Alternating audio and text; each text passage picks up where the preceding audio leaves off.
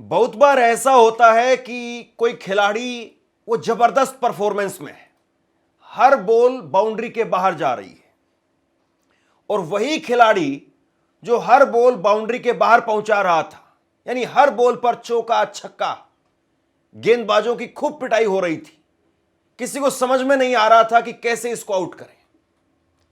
यानी कोई भी बॉल वो छू भी नहीं पा रही थी उसको।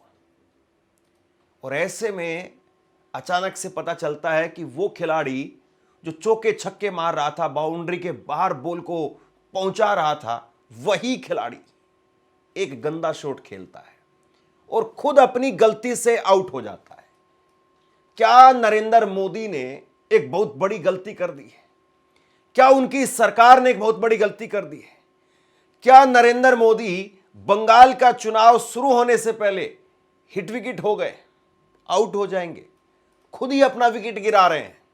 ऐसा मैं क्यों कह रहा हूं और ऐसा मैं सवाल क्यों पूछ रहा हूं? दरअसल राज्यसभा ने एक बुलेटिन जारी किया और उस बुलेटिन में कहा कि सांसद अपने भाषणों को खत्म करते वक्त में थैंक यू, थैंक्स और उसके साथ में जय हिंद, वंदे मातरम ऐसे शब्दों का प्रयोग ना करें। अब थैंक यू और थैंक्स पर तो उतना बवाल नहीं हुआ, लेकिन वंदे मातरम और जय हिंद इनको लेकर के राजनीति गर्मा गई।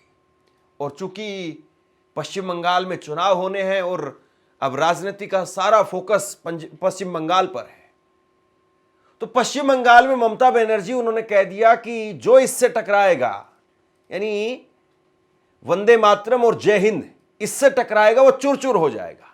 अब सबसे बड़ी बात यह है कि जय हिंद का नारा और ये वंदे मातरम, ये बंकिम चंद्र चटर्जी और सुभाष चंद्र बोस उनकी पहचान रही, और वो दोनों पश्चिम बंगाल से आते हैं। और ऐसे में ना जाने किसने सलाह दे दी और क्यों नरेंद्र मोदी की सरकार वो राज्यसभा के अंदर ऐसा बुलेटिन जारी कर रही है कि आपको वंदे मातरम नहीं बोलना है। देखिए, वैसे तो आपत्ति संविधान शब्द को लेकर के भी हो गई थी।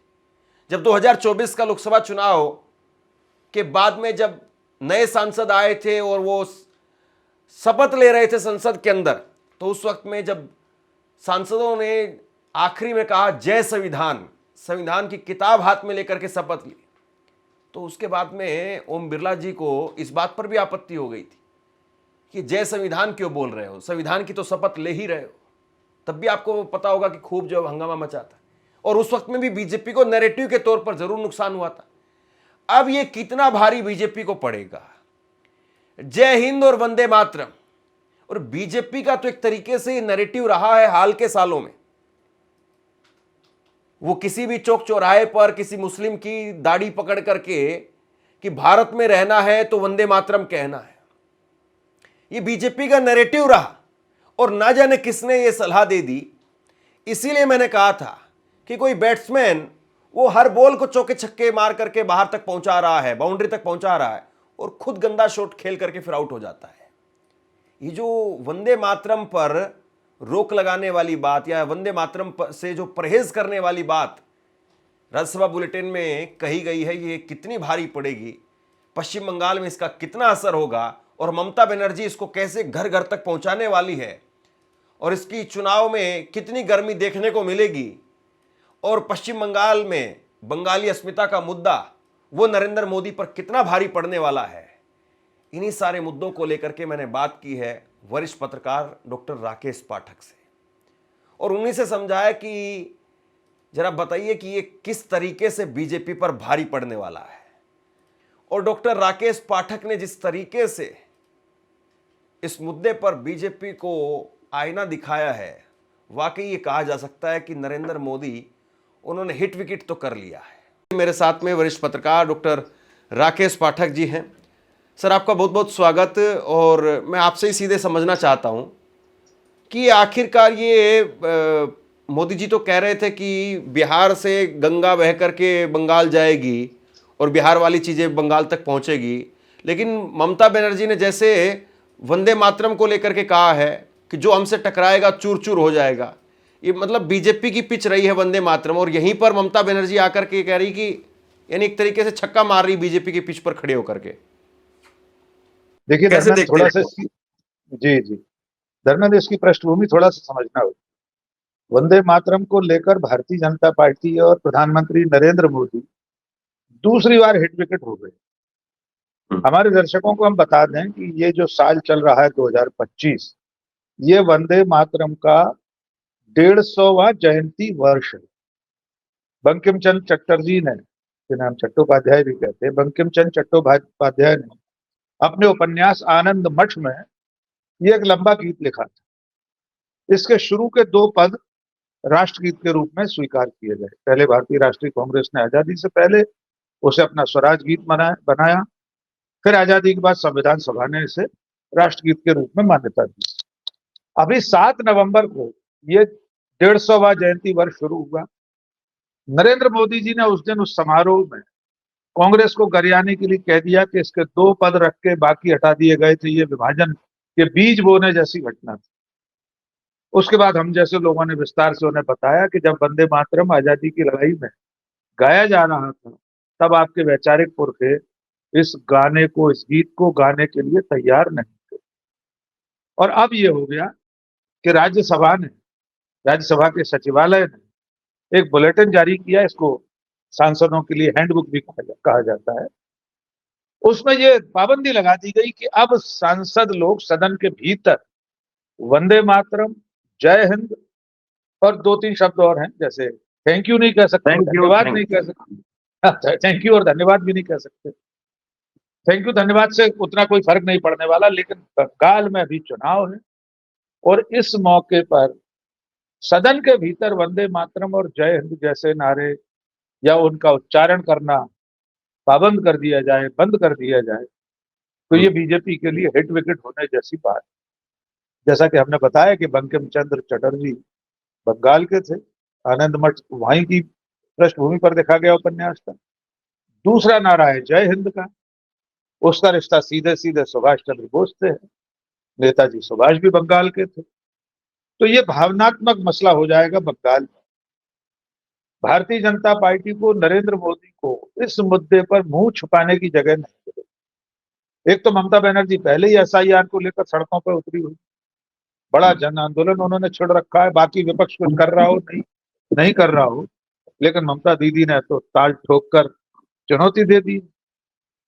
इसलिए मैं इसको इस रूप में देखता हूं कि भारतीय जनता पार्टी लगातार ऐसी गलतियां कर रही है कि वो राष्ट्रीय प्रतीक चिन्हों, आजादी की लड़ाई के जो नायक महानायक हैं, उससे संबंधित गीत हैं, गान हैं, संविधान है, इस सब के खिलाफ उसका रुख दिखाई देने लगता है। वो लाख कोशिश करे, छुपा नहीं पाते। मैं तो ये मान रहा हूं कि वंदे मातरम और जय हिंद पर पाबंदी लगाना, उस पर बैन लगाना, बीजेपी की असली मंशा ये है उसके पीछे कि राष्ट्रीय आंदोलन, आजादी की लड़ाई के जो प्रतीक हैं, उन्हें धीरे धीरे नेपथ्य में भेज दिया जाए, उन्हें हाशिए पर रख दिया जाए, लोग भूल जाएं। और कहा तो ये आरएसएस और बीजेपी वंदे मातरम, क्या भारत में अगर रहना होगा तो वंदे मातरम कहना होगा। आपने सुने होंगे नारे सड़कों पर, संघ के कार्यकर्ता, विश्व हिंदू परिषद के लोग, बजरंग दल के लोग, दूसरे धर्म के लोगों को मुसलमानों से बुलवाना, मैं वही रहा था, मुसलमानों से बुलवाना। तो अब सदन में आप क्यों रोक रहे हैं? और उस सदन में जहां बीजेपी के नेता मर्यादा पुरुषोत्तम श्री राम की तुलना रम से कर चुके हैं। नरेश अग्रवाल का भाषण आपको याद होगा लोकसभा। एक और सांसद ने, दिल्ली के रामवीर सिंह विधूड़ी, उन्होंने एक मुस्लिम सांसद के लिए किन शब्दों का इस्तेमाल किया, कोई कार्रवाई नहीं हुई आज तक। उस सदन में वंदे मातरम और जय हिंद कहना अपराध हो जाएगा, तो क्यों रोका जा रहा है, इस मंशा को समझने की। लेकिन हम अगर बंगाल के परिप्रेक्ष्य में देखें तो ये तीर बीजेपी के लिए उल्टा पड़ सकता है। जी, वैसे आप कह ही रहे हैं तो मैं एक छोटा सा इसमें और ऐड ऑन कर दूं। अभी जब 2024 के लोकसभा चुनाव की जब शपथ ली जा रही थी, तो उसमें जय संविधान बोलने से भी जो है वो दिक्कत हो गई थी। ओम बिरला जी ने उसको लेकर के भी आपत्ति खूब जताई थी, और वो दीपेंद्र हुड्डा ने जो है वो उसको लेकर के विरोध भी किया था कि संविधान की तो शपथ ले ही रहे हैं, तो वो भी था। लेकिन मैं थोड़ा सा आपसे समझना चाह रहा हूँ, बीजेपी ये वंदे मातरम वाला नारा लेकर के, ये एक तरीके से झंडा लेकर के चलती है, और जैसा मैं कह ही रहा था कि मुसलमानों की दाढ़ी पकड़ करके उनसे पूछवाने का काम, बोलो वंदे मातरम, आप भी कह रहे हैं। तो ये बीजेपी की एक तरफ तो जो है कोशिश होती है कि सरदार पटेल को अपने खांचे में ले ले किसी तरीके से, क्योंकि बताने कहने के लिए कुछ है नहीं, दिखाने के लिए कुछ है नहीं। तो बीजेपी की एक तो कोशिश ये रहती है।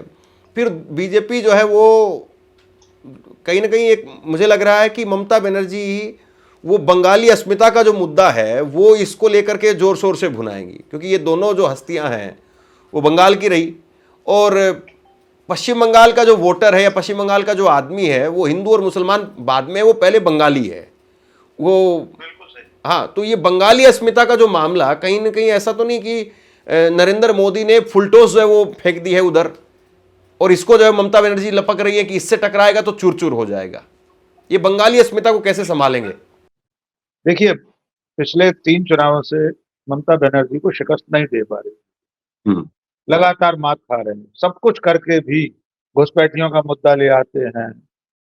एक सेकंड में बस इसमें एक लाइन और जोड़ देता हूं। और पिछली बार तो नरेंद्र मोदी ने ममता बनर्जी पर ही जो है वो एक तरीके से दीदी ओ दीदी बोल करके, वो ममता बनर्जी ने भी उसको ऐसे जो है पोर्ट्रेट किया था कि ये बंगाली महिलाओं का जो है अपमान है, तो वो भी बंगाली अस्मिता के साथ में उन्होंने जोड़ा था उसको। तो अब तो ये दो बड़ी हस्तियां, जिसको मुझे नहीं लगता कि बंगाल के किसी घर में उसको लेकर के कोई विरोधाभास होगा। जी बिल्कुल। देखिए, और एक घटना याद, प्रधानमंत्री जी का एक भाषण बहुत चर्चित हुआ था। वो कलकत्ता में चुनाव के समय एक पुल गिर गया था, आपको याद होगा। तब नरेंद्र मोदी ने act of God, Ishwar, act of God and act of fraud दोनों कहा था मोदी ने। और कहा था, उनका जो सीधा आशय था ये था कि भगवान ये संदेश दे रहा है कि ममता दीदी को हटाओ, ये पुल गिराना ईश्वर का संदेश है, ईश्वर बता रहा है कि इनको सत्ता से बाहर करो। इसके बावजूद बीजेपी वहां चुनाव नहीं जीती। अब जो बंगाली अस्मिता का प्रश्न है, देखिए बिल्कुल सही बात है। बंगाल का समाज, बंगाली लोग, बंगाली भद्र लोग जिसको कहा जाता है, वो आजादी की लड़ाई में भी सबसे आगे थे। धर्मेंद्र जी, अंडमान में जो कैदियों की लिस्ट लगी है, अगर आप कभी सेलुलर जेल जाएं, मैंने देखा उस पूरी सूची को, वहां दीवार पर पूरे जितने लोग कैदी रहे थे उनके नाम लिखे। देश भर से सबसे ज्यादा लोग अंडमान में हैं। बंगाल के क्रांतिकारी आजादी के सिपाही कैद रहे, बाकी राज्यों के नंबर उसके बहुत बाद आता है। सबसे ज्यादा संख्या में काला पानी की सजा अंग्रेजों ने बंगालियों को दी। ममता बनर्जी हर चुनाव को माटी और मानुष के नाम पर रखती, यानी बंगाल की धरती और बंगाल का मानुष, वहां का जन सामान्य लोग।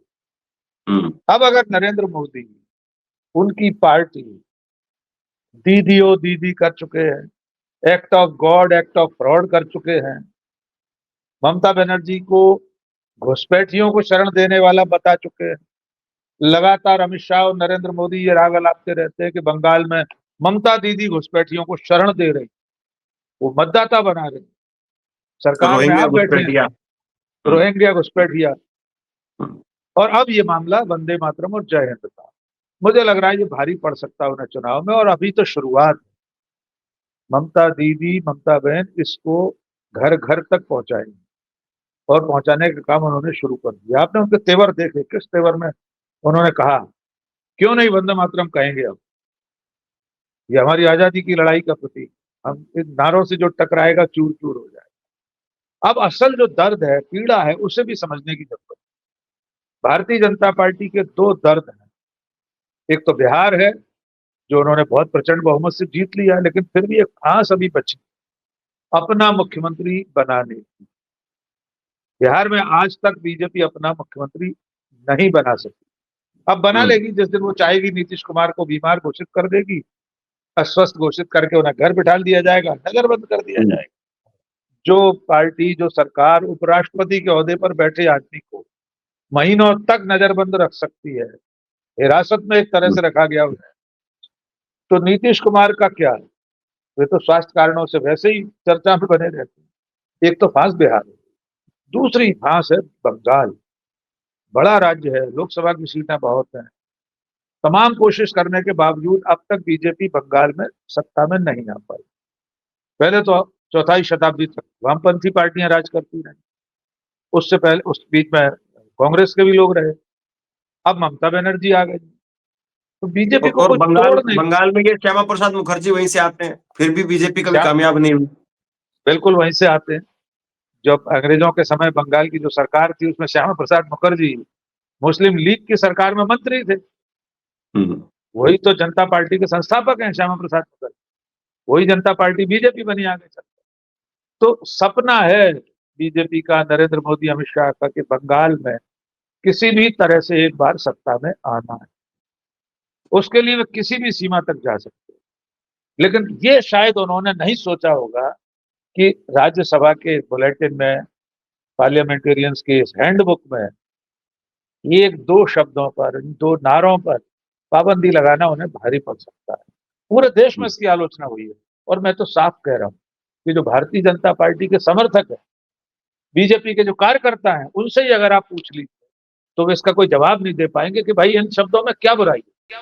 हाँ, मैं इसी पे तीसरा सवाल, मेरा अगला सवाल इसी पे है। देखिए, जो मुस्लिम वोटर है या SC ST है वो तो ममता के साथ जाएगा ही, लेकिन जो एक मतवा समुदाय के लोग आप कह लीजिए या बीजेपी का जो कोर वोटर है वो कह लीजिए, असल समस्या वहाँ थी कि वो अभी जैसे SIR का प्रक्रिया जो चल रही है उसमें कह रहे हैं कि 25 लाख वोट, 27 लाख वोट, वो एक अलग मसला है, उस पर हम कभी फिर बात करेंगे।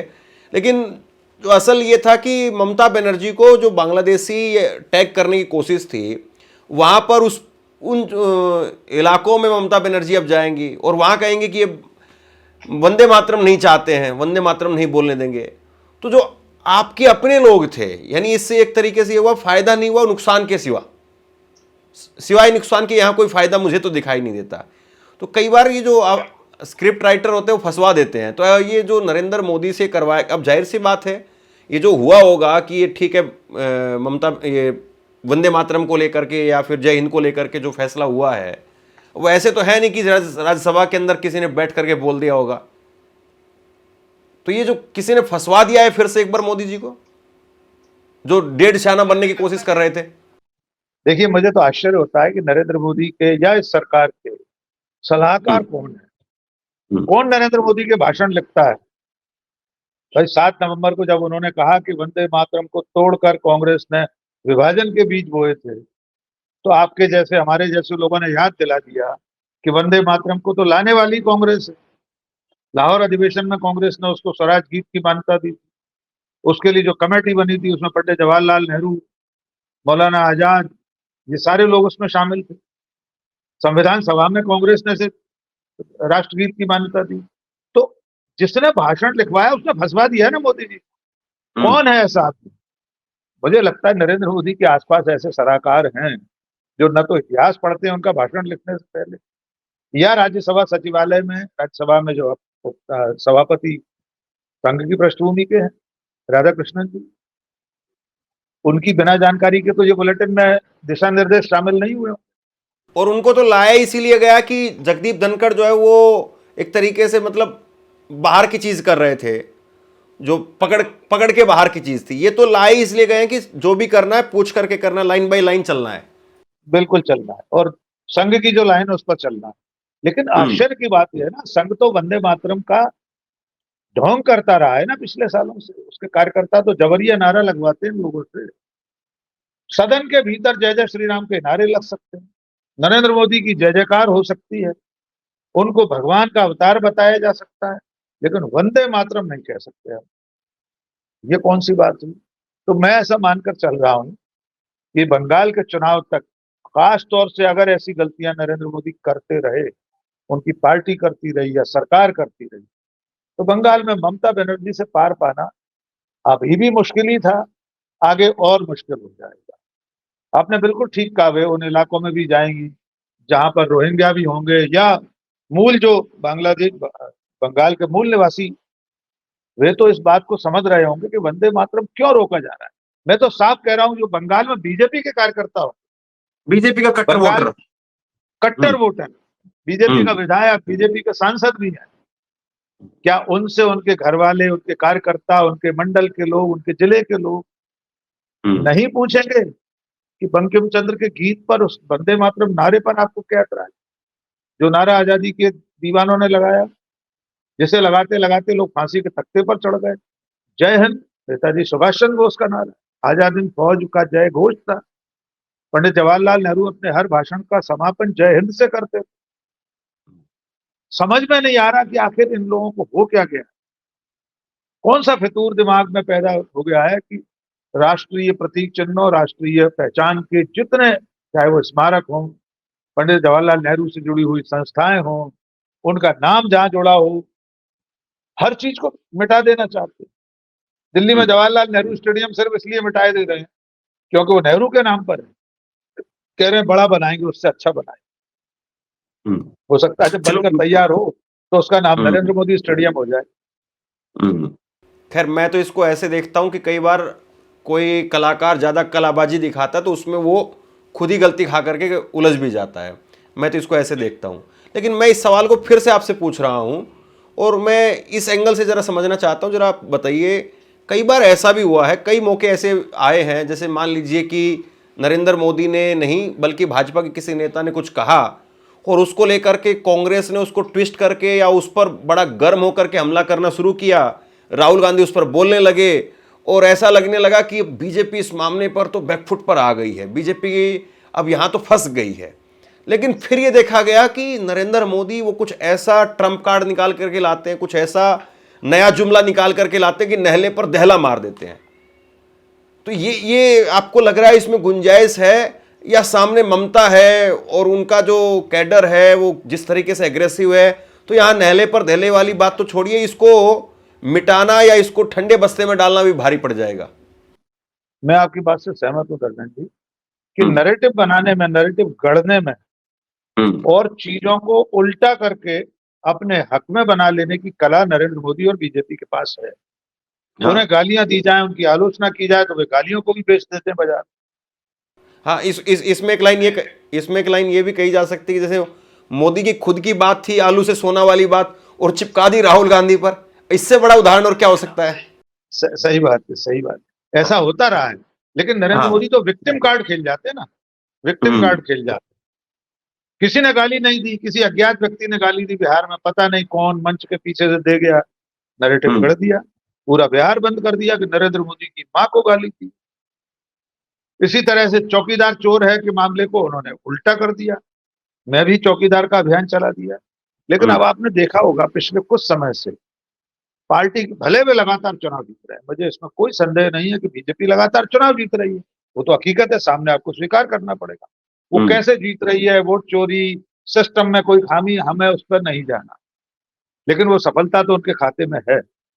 वे हर बार मुद्दे को उल्टा करके रख देते हैं, लेकिन इस बार थोड़ा सा कठिन होगा क्योंकि सामने ममता बनर्जी है। आपने बिल्कुल ठीक कहा, ममता बनर्जी का जो स्टाइल ऑफ पॉलिटिक्स है, उनकी जो राजनीति है, उनके जो तौर तरीके हैं, उनकी जो आक्रामकता है, हमलावर तेवर, वो नरेंद्र मोदी और अमित शाह पर हल्के नहीं पड़ते। वे राहुल गांधी से भी ज्यादा आक्रामक होकर बीजेपी पर हमले करते, कांग्रेस के नेताओं से ज्यादा आक्रामक है। इसलिए इस मुद्दे पर गुंजाइश नहीं बची है कि इसे ट्विस्ट करके वापस इस तीर को ममता बनर्जी की तरफ फेंक सके, क्योंकि ये ममता बनर्जी ने तो कुछ किया नहीं है। सरकार आपकी है, केंद्र में आप बैठे हो, राज्यसभा में सभापति आपका है, उपराष्ट्रपति, बहुमत आपका है। राज्यसभा सचिवालय अगर कोई सर्कुलर जारी कर रहा है, कोई हैंडबुक जारी कर रहा है, कोई बुलेटिन जारी कर रहा है, तो आप जिम्मेदार हो। इसमें आलू से सोना करके राहुल गांधी या ममता बनर्जी के सिर पर नहीं पटक पाएंगे। अब तो ये वंदे मातरम का और जय हिंद का तीर बीजेपी की छाती पर ही लगेगा। ये बूमरैंग नहीं होगा कि अब ये वापस ममता बनर्जी पर फेंक दे निकाल कर, इसकी कोई संभावना इसमें नहीं है, क्योंकि कोई ऐसी चीज नहीं है जिसको ट्विस्ट किया जा सकता। चलिए, तो अब इसमें कुल मिलाकर के आप ये कह रहे हैं कि गुंजाइश है नहीं बिल्कुल भी। तो अब इसमें देखने वाली बात यह है कि कुछ नई चीज़ पैदा की जाए, कुछ ऐसा जो है वो लाया जाए कि इससे बड़ा वो हो जाए और उसके आप ये कहिए कि उसकी छत्र छाया में या उस मुद्दे के आभा मंडल में जो है इसको गायब कर दिया जाए। तो बीजेपी कुछ बड़ा करेगी क्या? और वैसे भी बंगाल का जो चुनाव है वो एक तरीके से बड़ा हिंसक चुनाव रहा है, तो कहीं कुछ ऐसा तो नहीं होगा, ये भी एक बड़ा अपने आप में डर है, क्योंकि कई बार अगर कुछ बड़ी हिंसा हो जाए तो फिर उसके बाद में जो बाकी मुद्दे इधर उधर होते हैं सब गायब हो जाते हैं। तो अब देखना यही है कि बीजेपी इसका कैसे पलटवार करती है। डॉक्टर साहब आप आए और बिल्कुल बेबाकी से और बहुत बारीकी से आपने जो है वो सारी बातें रखी, बहुत बहुत धन्यवाद आपका। आपसे कुछ कहना चाहता हूं, आज के वक्त में पत्रकारिता करना कितना मुश्किल काम है, लेकिन अगर ऐसे में भी कोई आपकी खबर दिखा रहा है, कोई आपके मुद्दे पर बात कर रहा है, तो आपको भी उसका साथ देना चाहिए। अगर आपको लगता है कि मेरी पत्रकारिता सही है, मैं आपके लिए आपकी खबर वो दिखा रहा हूं, तो ऐसे में आप मेरा सहयोग कीजिए। आप इस वीडियो को जब लाइक करेंगे तो लाइक के साथ में ही एक थैंक्स का बटन आपको दिखाई देगा, उस थैंक्स के बटन पर आप क्लिक कीजिए और जो भी सहयोग राशि दे सकते हैं वो दीजिए। दूसरा, आप चैनल को ज्वाइन कर सकते हैं और चैनल को ज्वाइन करके भी मुझे मदद कर सकते हैं।